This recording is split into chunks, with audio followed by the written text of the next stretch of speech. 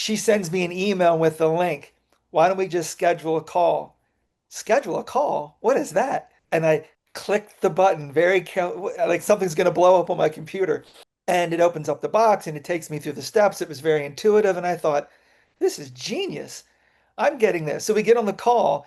And the first thing I asked her about, rather than selling her my mortgage services, was tell me about this call scheduling thing.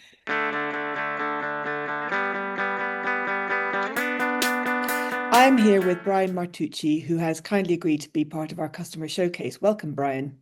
Thanks for having me. Tell us a little bit about what you do. Well, I'm in the residential mortgage business. So when somebody buys a house and if they need a mortgage, I work with realtors and other referral partners to try and get referred to help them do their mortgage. And how long have you been in business?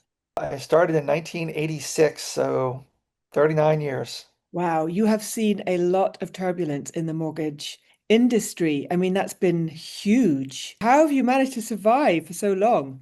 Well, for me, my answer has always been, and part of the reason we're on this call is technology. Anything I can do to keep up with or keep a step ahead of competitors. So tell us a bit about getting into the mortgage sector in the first place, Brian. So we have this question of, why have you fallen in love with that as a problem and what is the solution? How did you get into it and how has it kept your interest for all this time? When I got out of college, 1986, my father asked me, well, what are you going to do now?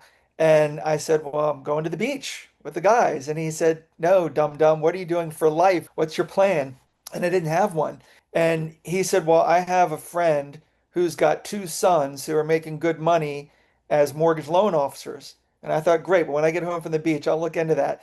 I looked into it, sent out resumes, got hired, and here I am. And I wouldn't say the business in and of itself keeps my interest. It's the things that go on around it, technology and just, the humans and dealing with people and helping deliver on their dream of buying a home. So what are the tricks of the trade then? What have you learned over the years that makes that job successful for not just you, but the people that you're serving? I think the trick is that there are no tricks. My big saying is, I'm not a salesperson, I'm an educator. And I think people really appreciate that I take the time and I have the tools, YouTube channel, Instagram, I blog routinely. I've got a massive website that's equal to any company for people to go and learn. And I think people appreciate, I feel equipped to make an educated decision. I'm not going to miss anything. I'm not going to make a mistake. And I think that gives them the confidence to proceed on what is a really expensive investment. So is that how you get customers? Is it all through the education, the content basically you're producing on your blog and on YouTube? Mostly, I'm probably a little unique in that I don't really go after realtor relationships. I'd rather get to people in advance of them connecting with a realtor. So by drawing them to my website with content and education, and I also opened myself up about 12 years ago to allowing myself to be reviewed. I was a little scared of that at first, but Yelp reviews, Google reviews, Zillow, Redfin, and now I'm number one in my market, the Washington, D.C. Metro on Yelp. I'm number one in my market on Google. So I get a lot of business from the reviews. A lot of people find my website organically and start down the path of the education. I've had people call me and say, I want to get pre-approved with you. I want to get a mortgage through you.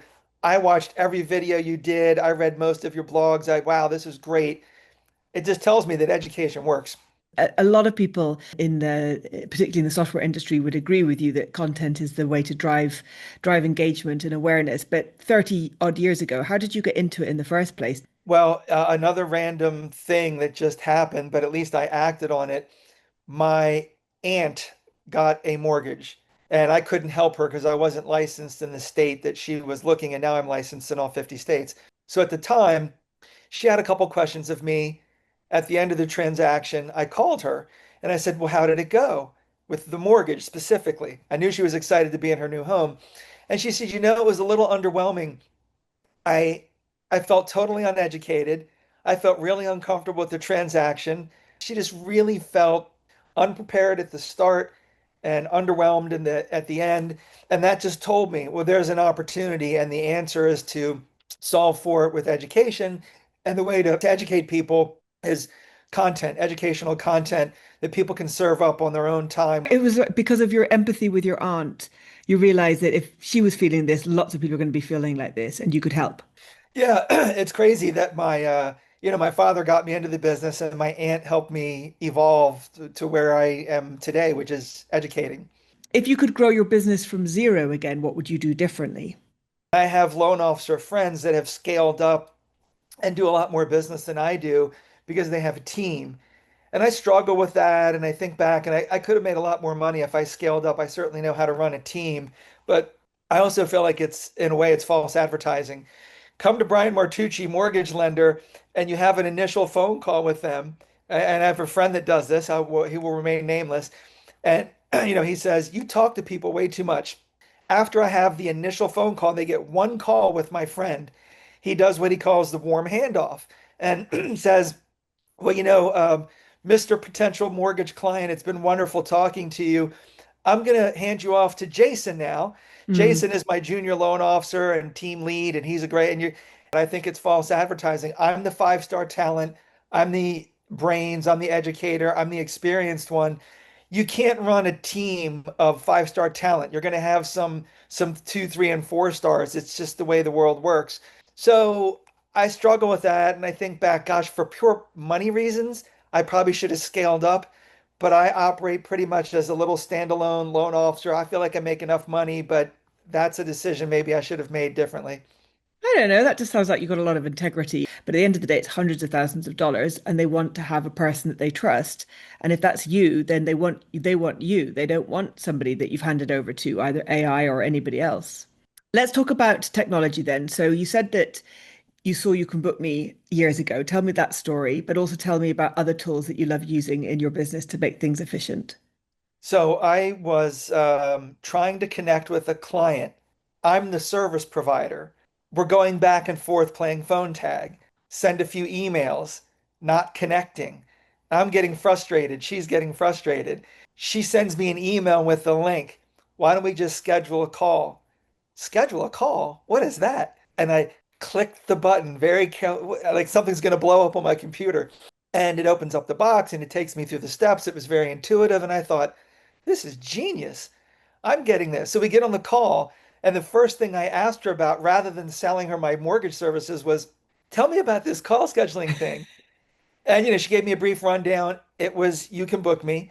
And I said, great. And I went on the website. I immediately got signed up, and I've been with You Can Book Me ever since. And so glad because 10 it's years. a real pain point to try and connect with people, and it's a great solution. So how do you use it in your business? How do you share your link? In two ways. I have it on my website, getloans.com. There's a section up in the top navigation. I think it says connect with me or connect or something like that. And I give them like my LinkedIn and different things that they can connect with me. But what I really want to do, especially if they want to talk to me, there's a button that says schedule a call, and that's You Can Book Me. I also have it embedded in my email signature. So I mean, I throw it out everywhere I can because playing phone tag is frustrating, it's inefficient, it's a waste of time. I want people to schedule calls. It's great for them and it's great for me. So do you feel like it's important to you because it's like their first impression? Yeah, I mean, I want to be tech forward. I want to be efficient. And I think giving them this tool gives them the first impression. I want the whole presentation from start to finish to be professional about how people interact with me. Scheduling calls is one critical tool of many that I use. You've spent 40 years, you've seen all these people come through your books with buying houses and getting mortgages, and you've built your business around it.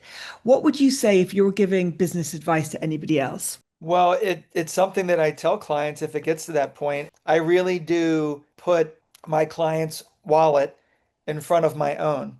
Countless times, countless thousands of times, I have told people, you know what? I think there's a mortgage product that's better for you and we don't have it. I don't know how much money I've really lost, and I think I've gained a lot of integrity by doing it. So that's a big one. And then, getting right back to education, whatever you do, I think people appreciate being educated. Let's just finish off with some quick fire questions. Okay. Would you rather throw out your phone or your laptop? Laptop. Tell me about that. Why? I use my laptop quite a bit, but if I had to keep one, laptop from a form factor is pretty big. And a phone I can use if I'm out on a friend's boat. I can go on a hike and stop and whip out my phone a lot easier than throwing a laptop in the backpack. Would you rather work with a team of experts or passionate learners?